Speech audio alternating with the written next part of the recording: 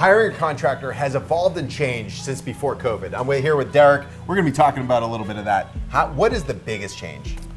I think timing has really become important. I think, what happens in the past is a lot of people hired, let's say, a lower level contractor who gave them a price that maybe they liked what they heard. What's happening now is people are coming back to us and saying, I know you were a little bit more expensive than the other guy, but the other guy hasn't shown up. Right. And the big problem between that is it takes a lot more to finish projects than it used to. It used to be that you go to a store, you can order PGT, you can get a window in 8 weeks or 10 weeks. Now that's 7-8 months out. There's a lot more timing, there's a lot more planning that goes into these things, and a lot more man hours. Our business, as you know, is supported by 20 people in the office. You can't possibly be out in a job, project managing a job, making sure that the craftsmanship is good, at the same time that you're ordering toilets and fixtures and other things that you need for the house and staying on top of the schedule.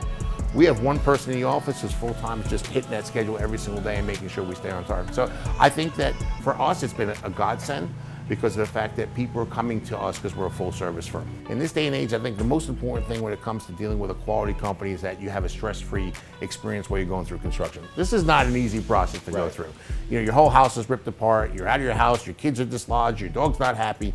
You want to get back to your house as quickly as possible. Right. And I think that going with a top-level contractor who has the right coordination and the right support team is a big key to that. And I think a lot of people are moving in that direction.